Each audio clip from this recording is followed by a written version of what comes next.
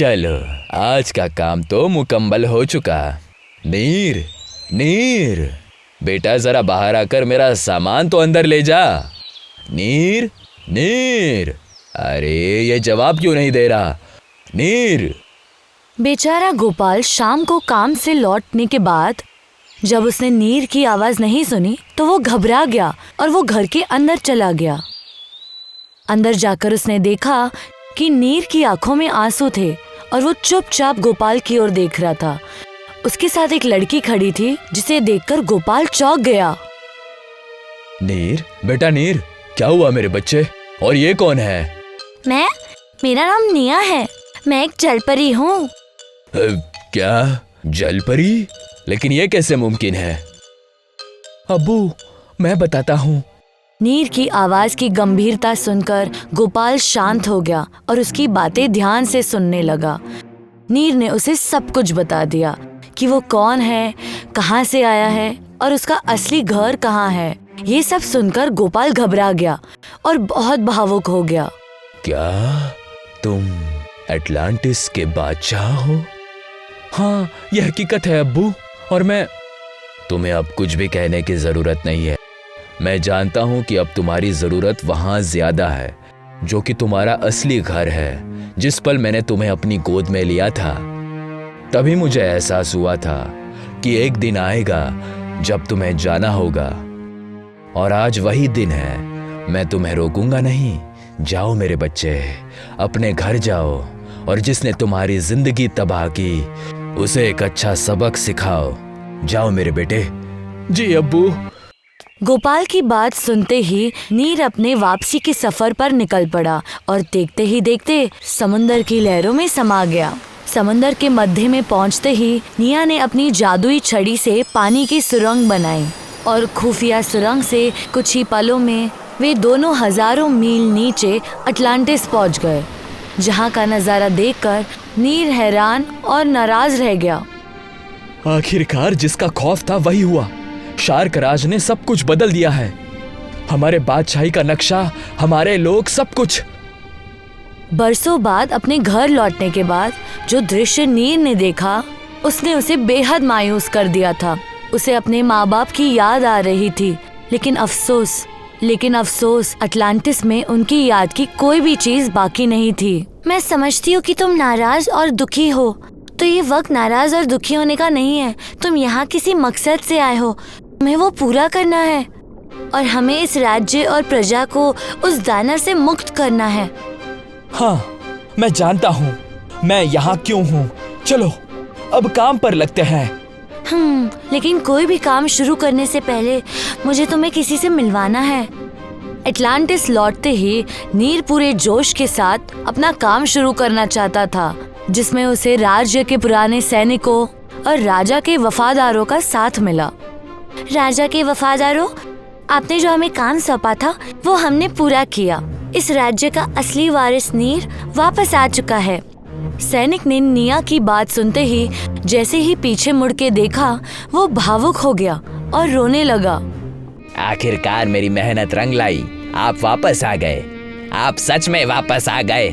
माफ कीजिएगा, लेकिन आप है कौन? मैं तो यहाँ किसी को नहीं जानता। मैं वही हूँ जिसने बादशाह के हुक्म पर आपको समुद्र के उस पार इंसानों के बीच छोड़ा था।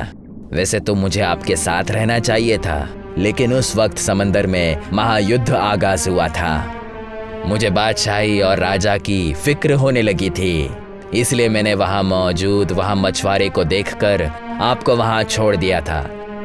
लेकिन मेरी किस्मत देखिए, मैं बादशाह और बेगम को नहीं बचा पाया। क्या? हाँ राजकुमार, वो दोनों अब इस दुनिया में नहीं हैं। तब से लेकर आज तक मैंने शार्क बादशाही से छिपकर यहाँ एक गुप्त सेना तैयार कर रखी है, जो वक्त आने पर शार्क बादशाही के बादशाही को कुचल कर रख देगी। और देखिए, आज सालों की तपस्या के बाद मेरी सेना तैयार है। बस इस सेना को एक ही मुंतजिर था, आपकी आने का, लेकिन निया ने वो भी मुंतजिर खत्म कर दिया। आपने इतने सालों तक जो संयम और मुंतजिर दिखाई है वो सच में इज्जत के बराबर है। मैं आपकी इज्जत करता हूँ। वैसे तो मैं युद्ध नहीं चाहता, लेकिन अगर शांति के लिए युद्ध करना पड़े तो मैं पीछे नहीं हटूंगा। पूरी बादशाही को कह दीजिए कि आप तैयार हो जाएं, क्योंकि ये महायुद्ध अब आगाज होने वाला है। नीर के आने से पूरे अटलांटिस में विद्रोह की लहर दौड़ गई। जो लोग शार्क राज के आतंक से डरे हुए थे, उन्होंने उसके विरुद्ध बगावत शुरू कर दी। लोगों ने दीवारों पर बनाए शार्क राज की तस्वीरों को मिटाना शुरू किया। उसके बनाए नियमों का उल्लंघन होने लगा, जिससे शार्क राज और भी गुस्से में आ गया। तो एक बादशाह जो एक मछुआरे के साथ रहा, वो मुझे चुनौती देगा। कितना भोला है वो। उसे पता नहीं है कि उसका सामना किससे होगा। मैं शार्क हूँ, शार्क बादशाही। मैं उसे मेरे तख्त तक नहीं पहुँचने दूंगा। आग दोनों तरफ से लग चुकी थी।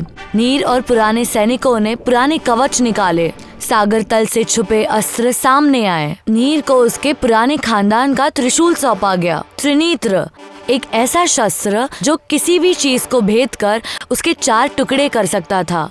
साथ ही उसकी सेना में बड़े बड़े सैनिक भी शामिल थे, जैसे महाकाल ऑक्टोपस, विशाल कछुए और नील नाग। ऐसे पुराने पर सबसे ताकतवर आप भी, वो सब नीर के साथ थे, जिनके साथ शार्क राज का टिकना नामुमकिन था। और देखते ही देखते युद्ध का दिन आ गया। महायुद्ध अटलांटिस ठीक बाहर नीलसर नामक मैदान पर हुआ, जहां जल की धाराएं आपस में टकराती थी।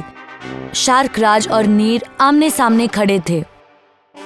आखिरकार हम एक दूसरे के सामने आ ही चुके हैं, लेकिन ये युद्ध आगाज होने से पहले मैं आप सभी से ये कहना चाहता हूँ कि ये बादशाही मेरी नहीं, हम सब की है। आप सब मेरे हैं और मैं आपका। सदियों से जिस दुश्मन ने अपने शुद्ध बादशाही को अपने क्रूरता से अपवित्र कर दिया था, अब उसके अत्याचारों का जवाब देने का वक्त आ चुका है। इसीलिए साथ रहें और शांति का ये युद्ध आगाज करें। नीर के ऐलान करते ही सारे एक दूसरे से भिड़ने लगे। शार्क राज ने अपने हजारों सैनिक भेज दिए। शार्क की योद्धा केकड़ा सेनाएं, किंतु वर्षों के दर्द से जूझते लोगों और पुराने सेनानियों के सामने शार्क राज की सेना फीकी पड़ती गई। आखिर ये सब हो क्या रहा है? मेरे सैनिक उस 2 कौड़ी के बच्चे के सेना के सामने हार कैसे सकता है? ये नए जमाने का नया मसीहा है महाराज। उससे टकराना इतना आसान तो नहीं होगा। दूत की बात सुनकर शार्क राज गुस्से से भर गया और अब शार्क राज स्वयं मैदान में उतर गया। उसकी आंखों में गुस्सा था और हाथ में था कार शंख, एक ऐसा शंख जो जल में जहर घोल सकता था।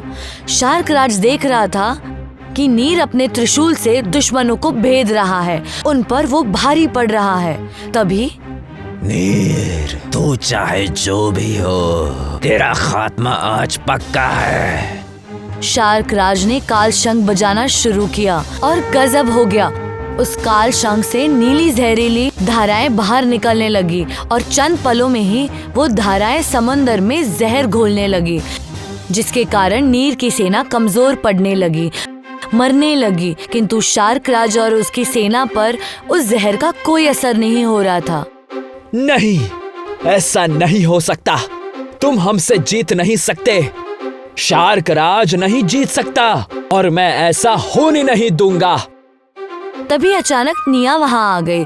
उसने अपनी जादुई छड़ी घुमाकर सारा जहर अपने छड़ी में समा लिया, जिसके कारण नीर और उसकी सेना बच गई। नहीं, ऐसा नहीं हो सकता। माफ कीजिए शार्क राज, लेकिन ये वक्त चिल्लाने का नहीं, भागने का है। नीर हमसे भी ज्यादा ताकतवर है, इसीलिए अभी लड़ने के बजाय भागना ही ठीक रहेगा। दूत की बात सुनकर शार्क राज सोचने लगा और बिना वक्त गवाए वो वहां से भाग गया। तभी नीर ने वो त्रिशूल उठाया और गरजते स्वर में बोला, समंदर मेरा है और मैं उसका। जो उसके संतुलन को बिगाड़ेगा वो नहीं बचेगा। नीर ने अपना त्रिशूल बड़े जोर से शार्क राज की ओर फेंका और गजब हो गया। नीर का त्रिशूल जल की बड़ी छलांगों को भेदकर आखिरकार शार्क राज की छाती पर घुस गया और शार्क राज खत्म हो गया। मैंने कर दिखाया। हम जीत गए साथियों, हम जीत गए। आखिरकार नीर की बात सुनकर सब खुशी से झूम उठे।